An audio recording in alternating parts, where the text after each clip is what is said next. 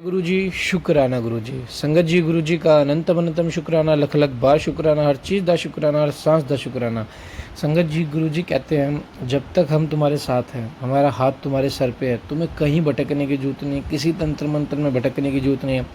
संगत जी आंटी जी ने आज फिर से शिव पुराण के पाठ की सेवा स्टार्ट करी है।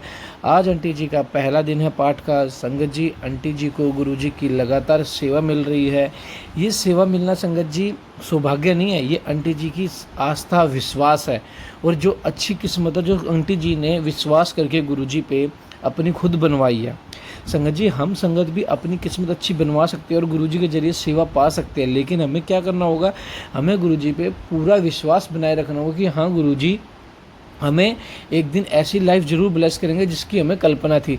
संगत जी गुरुजी तो वो सब देने के लिए तैयार है जो हमने कभी सोचा नहीं, लेकिन हम गुरुजी से मांग मांग कर गुरु शब्द का अपमान करते हैं। संगत जी कभी गुरुजी से मांगो मत, गुरुजी को मनो कि गुरुजी आप हो संभाल लोगे, गुरुजी आप हो संभाल लोगे, जो मेरे लिए अच्छा होगा वो करोगे। अब देखो संगत जी आंटी जी फ्रांस में रहती हैं, पेरिस में, वहाँ इतनी दूर गुरुजी बैठी हैं आंटी जी और गुरुजी उनको वहाँ बैठे सेवा दे रहे हैं शिव पुराण के पाठ की। आज फिर से आंटी जी का पाठ की सेवा शुरू हो चुकी है। संगत जी पाठ को एंड तक जरूर सुने और प्यारी से अपनी ब्लेसिंग्स को जरूर लें और इसे आगे जरूर शेयर करें ताकि संगत जी आपका भी कल्याण हो और आंटी जी का तो कल्याण होगा ही होगा, क्योंकि आंटी जी तो गुरु जी की सेवा में लग चुकी हैं। संगत जी आपको भी यही सेवा दे रहे हैं कि प्लीज़ इस पाठ को अपनी संगत के साथ ज़रूर शेयर करें, अपने घर परिवार में जो गुरु जी से कनेक्ट हुए हैं। संगत जी धीरे धीरे देखना आपके घर में इतनी पॉजिटिविटी आ जाएगी जो आपने कल्पना भी नहीं की होगी। जय गुरु जी, शुक्राना गुरु जी। ओम नमः शिवाय। शिव जी सदा सहाय। ओम नमः शिवाय। गुरु जी सदा सहाय। अमृत के समान मधुर अक्षरों से युक्त गौरी देवी का यह वचन आदरपूर्वक सुनकर चंचला ने हाथ जोड़कर मस्तक झुकाकर उन्हें बारंबार प्रणाम किया और अपने पति के समस्त पापों की शुद्धि तथा उत्तम गति की प्राप्ति के लिए पार्वती देवी से यह प्रार्थना की कि मेरे पति को शिव पुराण सुनाने की व्यवस्था होनी चाहिए। उस ब्राह्मण पत्नी के बारंबार प्रार्थना करने पर शिव प्रिया गौरी देवी को बड़ी दया आई। उन भक्त वत्सला महेश्वरी गिरिजा कुमारी ने भगवान शिव की उत्तम कीर्ति का गान करने वाले गंधर्वराज तुम्बुरु को बुलाकर उनसे प्रसन्नता पूर्वक इस प्रकार कहा, तुम्बुरु, तुम्हारी भगवान शिव में प्रीति है, तुम मेरे मन की बातों को जानकर मेरे अभीष्ट कार्यों को सिद्ध करने वाले हो, इसलिए मैं तुमसे एक बात कहती हूँ, तुम्हारा कल्याण हो। तुम मेरी इस सखी के साथ शीघ्र ही विंध्या पर्वत पर जाओ, वहाँ एक महाघोर और भयंकर पिशाच रहता है, उसका वृतांत तुम आराम से ही सुनो। मैं तुमसे प्रसन्नता पूर्वक सब कुछ बताती हूँ। पूर्व जन्म में वह पिशाच बिंदु नामक ब्राह्मण था, मेरी इस सखी चंचुला का पति था, परंतु वह दुष्ट वैश्यागामी हो गया। स्नान संध्या आदि नित्य कर्म छोड़कर अपवित्र रहने लगा। क्रोध के कारण उसकी बुद्धि पर मूढ़ता छा गई थी। वह कर्तव्य का विवेक नहीं कर पाता था। अभक्ष्य भक्षण, सज्जनों से द्वेष और दूषित वस्तुओं का दान लेना यही उसका स्वाभाविक कर्म बन गया था। वह अस्त्र शस्त्र लेकर हिंसा करता, बाएं हाथ से खाता, दीनों को सताता और क्रूरता पूर्वक पराये घरों में आग लगा देता था। चंडालों से प्रेम करता और प्रतिदिन वैश्या के संपर्क में रहता था। बड़ा दुष्ट था वह पापी, अपने पति का परित्याग करके दुष्टों के संग में आनंद मनाता था। वह मृत्यु पर्यंत दुराचार में ही फंसा रहा। फिर अंतकाल आने पर उसकी मृत्यु हो गई। वह पापियों के भोग स्थान घोर यमपुर में गया और वहां बहुत से नरकों का उपभोग करके वह दुष्ट आत्मा जीव इस समय विंध्या पर्वत पर पिशाच बना हुआ है। वह दुष्ट पिशाच अपने पापों का फल भोग रहा है। तुम उसके आगे यत्न पूर्वक शिव पुराण की उस दिव्य कथा का प्रवचन करो जो परम पुण्यमयी तथा समस्त पापों का नाश करने वाली है। शिव पुराण की कथा का श्रवण सबसे उत्कृष्ट पुण्य कर्म है। उससे उसका हृदय शीघ्र ही समस्त पापों से शुद्ध हो जाएगा और वह प्रेत योनि का परित्याग कर देगा। उस दुर्गति से मुक्त होने पर बिंदु नामक पिशाच को मेरी आज्ञा से विमान पर बिठाकर तुम भगवान शिव के समीप ले आओ।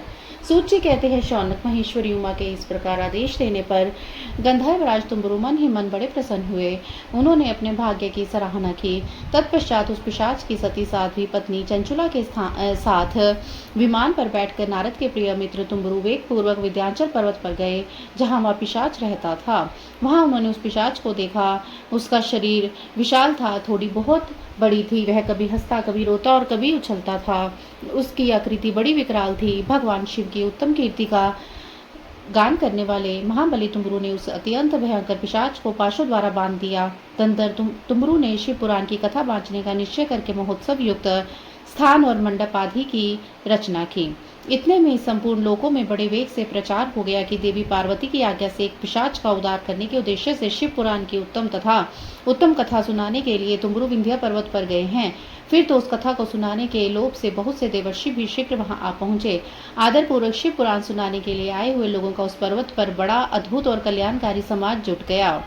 फिर तुमरू ने उस पिशाच को पाशों से बांधकर आसन पर बिठाया और हाथ में वीणा लेकर गौरीपति की कथा का गान आरंभ किया। पहली अर्थात विद्वेश्वर संहिता से लेकर 7वीं वायु संहिता तक महात्म्य सहित शिव पुराण की कथा का उन्होंने स्पष्ट वर्णन किया। सातों संहिताओं सहित शिव पुराण का आदर पूर्वक श्रवण करके वे सभी श्रोता पूर्णतः कृतार्थ हो गए। उस समय पुण्यमयी शिव पुराण को सुनाकर उस पिशाच ने अपने सारे पापों को धोकर उस पैशाचिक शरीर को त्याग दिया। फिर तो शीघ्र ही उसका रूप दिव्य हो गया, अंग कांति गौर वर्ण की हो गई, शरीर पर श्वेत वस्त्र तथा सब प्रकार के पुरुषोचित आभूषण उसके अंगों को उद्भासित करने लगे। वह त्रिनेत्रधारी चंद्रशेखर रूप हो गया। इस प्रकार दिव्य देहधारी होकर श्रीमान बिंदु अपनी प्राण वल्लभा चंचुला के साथ स्वयं भी पार्वती वल्लभ भगवान शिव का गुणगान करने लगा। उसकी स्त्री को इस प्रकार दिव्य रूप से सुशोभित देखकर वे सभी देवर्षि बड़े विस्मित हुए। उनका चित्त परमानंद से परिपूर्ण हो गया। भगवान महेश्वर का वह अद्भुत चरित्र सुनकर भी सभी श्रोता परम कृतार्थ हो प्रेम पूर्वक श्री शिव का यशोगान करते हुए अपने अपने धाम को चले गए। दिव्य रूपधारी श्रीमान बिंदु भी सुंदर विमान पर अपने प्रियतमा के पास बैठकर सुखपूर्वक आकाश में स्थित हो बड़ी शोभा पाने लगा। तदंतर महेश्वर के सुंदर एवं मनोहर गुणों का गान करता हुआ वह अपनी प्रियतमा तुमरू के साथ शीघ्र ही शिव धाम में जा पहुंचा। वहां भगवान महेश्वर तथा पार्वती देवी ने प्रसन्नता पूर्वक बिंदु का बड़ा सत्कार किया और उसे अपना पार्षद बना लिया। उसकी पत्नी चंचुला पार्वती जी की सखी हो गई। उस घनीभूत ज्योति हो स्वरूप परमानंद में सनातन धाम में अविचल निवास पाकर वे दोनों दंपति परम सुखी हो गए। शिव पुराण के श्रवण की विधि तथा श्रोताओं के पालन के करने योग्य नियमों का वर्णन। शौनक जी कहते हैं, महाप्राज्ञ व्यास शिष्य सूची आपको नमस्कार है। आप धन्य हैं, शिव भक्तों में श्रेष्ठ हैं, आपके महान गुण वर्णन करने योग्य हैं।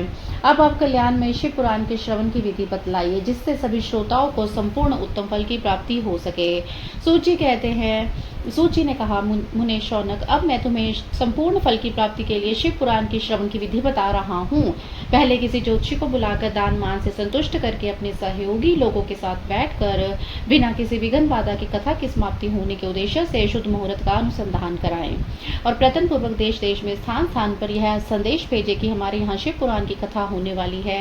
अपने कल्याण की इच्छा रखने वाले लोगों को उसे सुनाने के लिए अवश्य पधारना चाहिए। कुछ लोग भगवान श्री हरि की कथा से बहुत दूर पड़ गए हैं, कितनी ही स्त्री विशुद्र और आदि भगवान शंकर की कथा कीर्तन से वंचित रहते हैं। उन सबको भी सूचना हो जाए ऐसा प्रबंध करना चाहिए।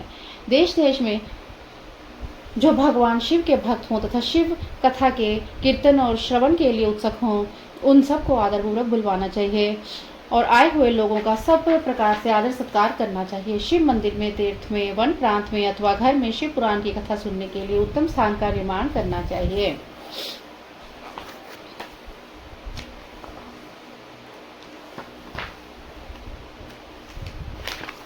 केले के खंभों से शोभित एक ऊंचा कथा मंडप तैयार कराएं।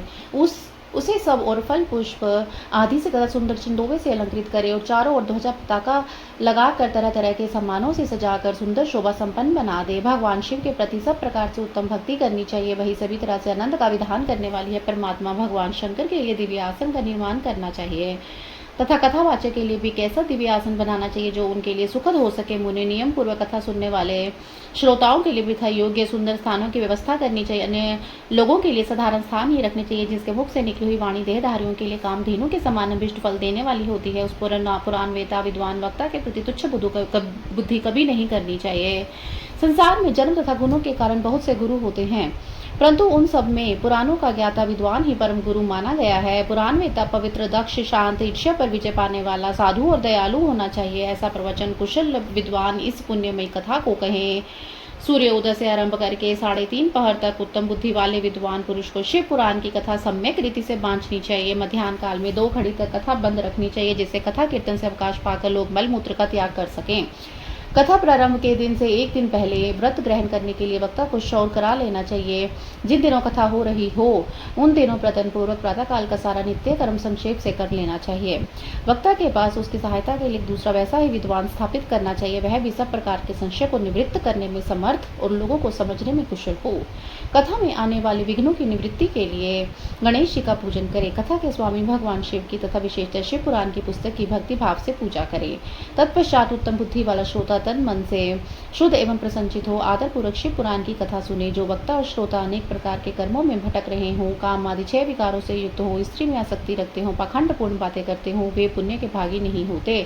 जो लौकिक चिंता तथा धन, गृह एवं पुत्र आदि की चिंता को छोड़कर कथा में मन लगाए रहते हैं, उन शुद्ध बुद्धि पुरुषों को उत्तम फल की प्राप्ति होती है। जो श्रोता श्रद्धा और भक्ति से युक्त होते हैं, दूसरे कर्मों में मन नहीं लगाते हैं और मौन, पवित्र एवं उद्वेग शून्य होते हैं, वे पुण्य के भागी होते हैं। सूत जी कहते हैं, शौनक, अब शिव पुराण सुनने का व्रत लेने वाले पुरुषों के लिए जो नियम है उन्हें भक्ति पूर्वक सुनो। नियम पूर्वक इस श्रेष्ठ कथा को सुनने से बिना किसी विघ्न बाधा के उत्तम फल की प्राप्ति होती है। जो लोग दीक्षा से रहित हैं उनका कथा श्रवण में अधिकार नहीं है, अतः उन्हें कथा सुनने की इच्छा रखने वाले उन लोगों को पहले वक्ता से दीक्षा ग्रहण करनी चाहिए। जो लोग नियम से कथा सुने उनको ब्रह्मचार्य से रहना, भूमि पर सोना, पत्तल में खाना और प्रतिदिन कथा समाप्त होने पर अन्न ग्रहण करना चाहिए। जिसमें शक्ति हो वह पुराण की समाप्ति तक उपवास करके शुद्धता पूर्वक भक्ति भाव से उत्तम शिव पुराण को सुने। इस कथा का वचन व्रत लेने वाले पुरुषों को प्रतिदिन एक ही बार अभिष्यान भोजन करना चाहिए। जिस प्रकार से कथा श्रवण का नियम सुख पूर्वक सद सके वैसे ही करना चाहिए। गरिष्ठ अन्न, दाल, जला अन्न से मसूर, भाव, दूषित तथा बासी अन्न को खाकर कथाव्रती पुरुष कभी कथा को न सुने। जिसने कथा का व्रत ले रखा हो वह पुरुष प्याज, लहसुन, हींग, गाजर, मादक वस्तु, अमिष कही जाने वाली वस्तुओं को त्याग दे। कथा का व्रत लेने वाला पुरुष काम, क्रोध आदि 6 विकारों को, ब्राह्मणों की निंदा को तथा पतिव्रता और साधु संतों की निंदा को भी त्याग दे। कथाव्रती पुरुष प्रतिदिन सत्य, शौच, दया, मौन, सरलता, विनय तथा हार्दिक उदारता, इन सद्गुणों को सदा अपनाए रहे। श्रोता निष्काम हो या सकाम वह नियम पूर्वक कथा सुने। सकाम पुरुष अपनी अभिष्ट कामना को प्राप्त कर लेता है और निष्काम पुरुष मोक्ष पा लेता है। दरिद्र, क्षय का रोगी, पापी, भाग्यहीन और संतान रहित पुरुष उस उत्तम कथा को सुने। काक, बंधी आदि जो 7 प्रकार की दुष्टा स्त्रियां हैं वे तथा जिनका गर्भ गिर जाता हो, इन सभी को शिव पुराण की उत्तम कथा सुननी चाहिए। मुने, स्त्री हो या पुरुष हो, सबको यत्न पूर्वक विधि विधान से शिव पुराण की उत्तम कथा सुननी चाहिए। महर्षि, इस तरह शिव पुराण की कथा के पाठ एवं श्रवण संबंधी यज्ञोत्सव की समाप्ति होने पर श्रोताओं को भक्ति एवं प्रतन पूर्वक भगवान शिव की पूजा की भांति पुराण पुस्तक की भी पूजा करनी चाहिए। तदंतर विधि पूर्वक वक्ता का भी पूजन करना आवश्यक है। पुस्तक को आच्छादित करने के लिए नवीन एवं सुंदर बस्ता बनावें और उसे बांधने के लिए दृढ़ एवं दिव्य डोरी लगावें, फिर उसका विधिवत पूजन करें। मुनि श्रेष्ठ, इस प्रकार महान उत्सव के साथ पुस्तक और वक्ता की विधिवत पूजा करके वक्ता की सहायता के लिए स्थापित हुए पंडित का भी उसी के अनुसार धन आदि के द्वारा उसे भी कुछ कम सत्कार करें। वहाँ आए हुए ब्राह्मणों को अन्नदान आदि का दान करे, साथ ही अन्न धन आदि का दान करे, साथ ही गीत वाद्य और नृत्य आदि के द्वारा महान उत्सव रचाएं। मुने, यदि श्रोता विरक्त हो तो उसके लिए कथा समाप्ति के दिन विशेष रूप से गीता का पाठ करना चाहिए, जिसे श्री रामचंद्र के प्रति भगवान शिव ने कहा था। यदि श्रोता गृहस्थ हो तो उस बुद्धिमान को उस श्रवण कर्म की शांति के लिए शुद्ध भविष्य के द्वारा होम करना चाहिए। मुने, रुद्र संहिता के प्रत्येक श्लोक द्वारा होम करना उचित है। प्रत्येक श्लोक द्वारा होम करना उचित है अथवा गायत्री मंत्र से होम करना चाहिए, क्योंकि वास्तव में यह पुराण गायत्रीमय ही है। अथवा शिव पंचाक्षर मूल मंत्र से हवन करना उचित है। होम करने की शक्ति न हो तो विद्वान पुरुष यथाशक्ति हवनीय भविष्य का ब्राह्मण को दान करे। न्यूनातिरिक्त रूप से दोषों की शांति के लिए भक्ति पूर्वक शिव सहस्त्र नाम का पाठ करे तथा श्रवण करे। इससे सब कुछ सफल होता है, इसमें संशय नहीं है, क्योंकि तीनों लोकों में इससे बढ़कर कोई वस्तु नहीं है। कथा श्रवण संबंधी व्रत की पूर्णता की सिद्धि के लिए 11 ब्राह्मणों को मधु मिश्रित घी भोजन कराए और उन्हें दक्षिणा दे। मुने, यदि शक्ति हो तो 3 तोले सोने का एक सुंदर सिंहासन बनवाएं और उस पर उत्तम अक्षरों में लिखी अथवा लिखाई हुई शिव पुराण की पोथी विधि पूर्वक स्थापित करे। तत्पश्चात पुरुष उसकी आह्वान आदि विविध उपचारों से पूजा करके दक्षिणा चढ़ाए। फिर जितेंद्रिय आचार का वस्त्र, आभूषण एवं गंध आदि से पूजन करके दक्षिणा सहित वह पुस्तक उन्हें समर्पित कर दे। उत्तम बुद्धि वाले श्रोता इस प्रकार भगवान शिव के संतोष के लिए पुस्तक का दान करे। शौनक, इस पुराण के उस दान के प्रभाव से भगवान शिव का अनुग्रह पाकर पुरुष भव बंधन से मुक्त हो जाता है। इस तरह विधि विधान का पालन करने पर श्री संपन्न शिव पुराण संपूर्ण फल को देने वाला तथा भोग और मोक्ष का दाता होता है। मुनि शिव पुराण का वे सारा महात्म्य जो संपूर्ण भ्रष्टों को देने वाला मैंने तुम्हें कह सुनाया है, अब और क्या सुनना चाहते हो। श्रीमान शिव पुराण समस्त पुराणों के भाल का तिलक माना गया है। यह भगवान शिव को अत्यंत प्रिय, रमणीय और भव रोग का निवारण करने वाला है। जो सदा भगवान शिव का ध्यान करते हैं, जिनकी वाणी शिव के गुणों की स्तुति करती है और जिनके दोनों कान उनकी कथा सुनते हैं, इस जीव जगत में उन्हीं का जन्म लेना सफल है। वे निश्चय ही संसार सागर से पार हो जाते हैं और भिन्न भिन्न प्रकार के समस्त गुण जिनके सच्चिदानंदमय स्वरूप का कभी स्पर्श नहीं करते, जो अपनी महिमा से जगत के बाहर और भीतर भासमान है तथा जो मन के बाहर और भीतर वाणी एवं मनोवृत्ति रूप में प्रकाशित होते हैं, वह उन अनंत आनंद घन रूप परम शिव की मैं शरण लेता हूँ। श्री पुराण पुरुषोत्तमाय नमः। श्री गणेशाय नमः। श्री शिव महापुराण द्वेश्वर संहिता। प्रयाग में सूत जी से मुनियों का तुरंत पापनाशक करने वाले साधन के विषय में प्रश्न। अथंत मंगल जात समान भाव माह्यम तमीश वज्रम अमरात्म देवम पंचानम प्रफल पंच विनोदशीलम संभावे मनसी शंकर अंबिका केशव। जो आदि और अंत में मध्य में नित्य मंगलमय है, जिनकी समानता अथवा तुलना कभी भी कहीं नहीं है, जो आत्मा के स्वरूप को प्रकाशित करने वाले देवता परमात्मा है, जिनके 5 मुख हैं, जो खेल खेल में नया जगत की रचना पालन और सहार अनुग्रह व तिरोभाव रूप 5 प्रबल कर्म करते रहते हैं, उन सर्वश्रेष्ठ अजर अमरेश्वर अंबिकापति भगवान शंकर का मैं मन ही मन चिंतन करता हूँ।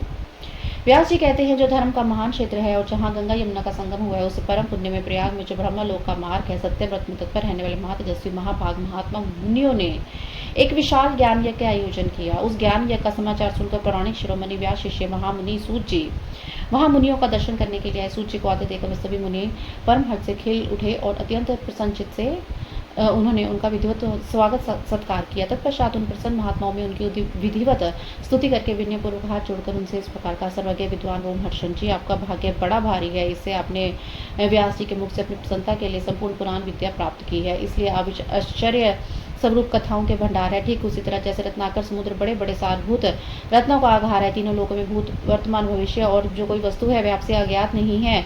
आप हमारे सौभाग्य से इस यज्ञ का दर्शन करने के लिए यहाँ पधारे हैं और इसी व्याज से हमारा कुछ कल्याण करने वाले हैं, क्योंकि आपका आगमन निरर्थक नहीं हो सकता। हमने पहले भी आपसे शुभ अशुभ तत्व का पूरा वर्णन सुना है, किंतु उसे तृप्ति नहीं होती।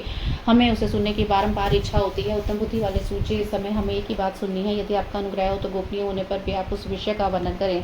घोर कलयुग आने पर मनुष्य पुण्य कर्म से दूर रहेंगे, दुराचार में फंस जाएंगे और सबके सब सत्य भाषण से मुंह फेर लेंगे, दूसरों की निंदा में तत्पर होंगे, प्राय धन को हड़प लेने की इच्छा करेंगे, उनका मन प्राय स्त्री में आसक्त होगा तथा वे दूसरे प्राणियों की हिंसा किया करेंगे, अपने शरीर को ही आत्मा समझेंगे, मूढ़ नास्तिक और पशु बुद्धि रखने वाले होंगे, माता पिता से द्वेष करेंगे, ब्राह्मण लोभ रूपी ग्राह के ग्रास बन जाएंगे, वेद बेचकर जीविका चलाएंगे, धन का उपार्जन करने के लिए विद्या का अभ्यास करेंगे और मत से मोहित रहेंगे, अपनी जाति के कर्म छोड़ देंगे, प्राय दूसरों को ठगेंगे, तीनों काल की संध्या उपासना से दूर रहेंगे, ब्रह्म ज्ञान से शून्य होंगे, समस्त क्षत्रिय भी स्वधर्म का त्याग करने वाले होंगे, कुसंगी पापी और व्यापिचारी होंगे, उनमें शौर्य का अभाव होगा, वे कुत्सित चार्य कर्म से जीविका चलाएंगे, शूद्रों का सब प्रताप करेंगे और उनका चित्त कर्म का किंकर बना रहेगा, वैश्य संस्कार भ्रष्ट सर्वधर्म त्यागी कुमार की धनोपार्जन परायण तथा नाप तौल में अपनी कुत्सित वृत्ति का परिचय देने वाले होंगे। इसी तरह शूद्र ब्राह्मणों के आचार में तत्पर होंगे, उनकी आकृति उज्ज्वला होगी, अर्थात वे अपना कर्म धर्म छोड़कर उज्ज्वल वेशभूषा से भूषित होकर व्यर्थ घूमेंगे, वे अपने स्वभावता ही अपने धर्म का त्याग करने वाले होंगे, उनके विचार धर्म के प्रति अनुकूल होंगे, वे कुटिल और द्विज निंदक होंगे,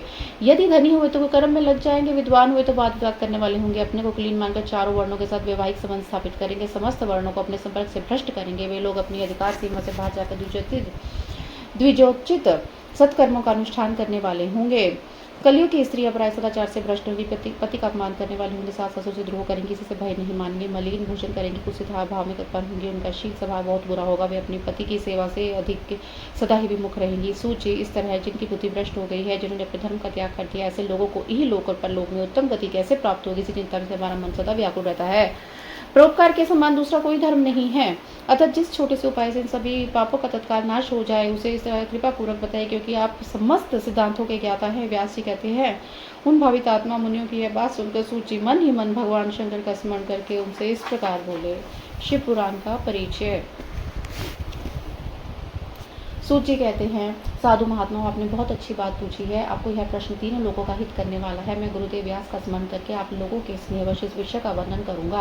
आप आदर पूर्वक सुने। सबसे उत्तम जो शिव पुराण है उसका वेदांत का सार सर्वस्व है तथा वक्ता और श्रोता का समस्त पाप राशियों से उद्धार करने वाला है। इतना ही नहीं, वह परलोक व परमार्थ वस्तु को देने वाला है। कल की कल्म राशि का विनाश करने वाला है। उसमें भगवान शिव के उत्तम यश का वर्णन है। ब्राह्मण, धर्म, अर्थ और काम और मोक्ष, इन चारों पुरुषार्थों को देने वाला वह पुराण सदा ही अपने प्रभाव की दृष्टि से वृद्धि या विस्तार को प्राप्त हो रहा है। विप्रोर, यह सर्वोत्तम शिव पुराण के अध्ययन मात्र से वह कलयुग के पापासक्त जीव श्रेष्ठतम गति को प्राप्त हो जाएंगे। कलयुग के महान उत्पात तभी तक जगत में निर्भय होकर विचरेंगे जब तक शिव पुराण का उदय नहीं होगा। इस वेद के तुल्य माना गया है। इस वेद कल पुराण का सबसे पहले भगवान शिव ने प्रणयन किया था। विद्वेश्वर संहिता, रुद्र संहिता, विनायक संहिता, उमा संहिता, मातृ संहिता, एकादश रुद्र संहिता, कैलाश संहिता, शतरुद्र संहिता, कोटि रुद्र संहिता, सहस्त्र कोटि रुद्र संहिता, वायव्य संहिता, धर्म संहिता, इस प्रकार इस पुराण के 12 भेद या खंड है। ये 12 संहिता अत्यंत पुण्यमयी मानी गई है। ब्राह्मणों, अब मैं उनके श्लोकों की संख्या बता रहा हूँ, आप लोग सब आदर पूर्वक सुने। विद्वेश्वर संहिता में 10,000 श्लोक हैं। रुद्र संहिता, विनायक संहिता, उमा संहिता और मातृ संहिता, इनमें प्रत्येक में 8,000 श्लोक हैं। ब्राह्मणों, एकादश रुद्र संहिता में 13,000, कैलाश संहिता में 6,000, शतरुद्र संहिता में 3,000, कोटि रुद्र संहिता में 9,000, सहस्त्र कोटि रुद्र संहिता में 11,000, वायव्य संहिता में 4,000, धर्म संहिता में 12,000 श्लोक हैं। इस प्रकार शिव पुराण की श्लोक संख्या 1 लाख है, परंतु व्यास जी ने इसे 24,000 श्लोकों में संक्षिप्त किया है। पुराणों की क्रम संख्या के विचार से शिव पुराण का स्थान चौथा है। इसमें 7 संहिताएं हैं। पूर्वकालीन भगवान शिव ने श्लोक की संख्या की दृष्टि से 100 करोड़ श्लोकों का ही पुराण ग्रंथ ग्रथित किया था। सृष्टि आदि के निर्मित हुआ वह पुराण साहित्य अत्यंत विस्तृत था। फिर द्वापर आदि युगों में द्वैपायन आदि महर्षियों ने जब पुराण का 18 भागों में विभाजन कर दिया था, उस समय संपूर्ण पुराणों का संक्षिप्त स्वरूप केवल 4 लाख श्लोकों का रह गया था। उस समय उन्होंने शिव पुराण का 24,000 श्लोकों में प्रतिपादन किया। यही श्लोकों की संख्या है। यह वेद तुल्य पुराण 7 संहिताओं में बटा हुआ है। इसकी पहली संहिता का नाम विद्वेश्वर संहिता है, दूसरी रुद्र संहिता समझनी चाहिए, तीसरी का नाम शतरुद्र संहिता, चौथी कोटि रुद्र संहिता, पांचवी का उमा संहिता, छठी का कैलाश संहिता और सातवीं का नाम वायव्य संहिता है। इस प्रकार ये 7 संहिताएं मानी गई हैं। इस 7 संहिताओं से युक्त दिव्य शिव पुराण वेद के तुल्य प्रमाणिक तथा सबसे उत्कृष्ट गति प्रदान करने वाला है। यह निर्मल शिव पुराण भगवान शिव के द्वारा ही प्रतिपादित है। इसे शैव शिरोमणि भगवान व्यास ने संक्षेप से संकलित किया है। यह समस्त जीव समुदाय के लुपकारक त्रिविध तापों का नाश करने वाला, तुलनातीत एवं सत्य पुरुषों को कल्याण प्रदान करने वाला, इसमें वेदांत विज्ञान में प्रधान निष्कपट धर्म का प्रतिपादन किया गया है। यह पुराण रहित अंतःकरण वाले विद्वानों के लिए जानने की वस्तु है। इसमें श्रेष्ठ मंत्र समूहों का संकलन है तथा धर्म, अर्थ और काम, इन त्रिवर्ग की प्राप्ति के लिए साधनों का भी वर्णन है। यह उत्तम शिव पुराण समस्त पुराणों में श्रेष्ठ है। वेद वेदांत में वेद रूप में विलसित परम वस्तु परमात्मा का इसमें गान किया गया है। जो बड़े आदत से इसे पढ़ता और सुनता है वह भगवान शिव का प्रिय होकर परम गति को प्राप्त कर लेता है। जय गुरु जी, शुक्राना गुरु जी। जय गुरु जी, शुक्राना गुरु जी। संगत जी, आज का पाठ बहुत ही शुभ पाठ था। पहला दिन था, पहली गुरु जी की ब्लेसिंग्स को गंवाना मत। मैंने आपको सेवा दी है, इस सेवा को जरूर करना। गुरु जी का बर्थडे आ रहा है और संगत जी गुरु जी बर्थडे पे आपको बहुत प्यारी सेवा देंगे। मैं आपको सेवा नेक्स्ट पार्ट में बताऊंगा आपको कौन सी सेवा करनी है। देखना, आपको इतनी प्यारी ब्लेसिंग्स मिलेगी। जय गुरु जी, शुक्राना गुरु जी।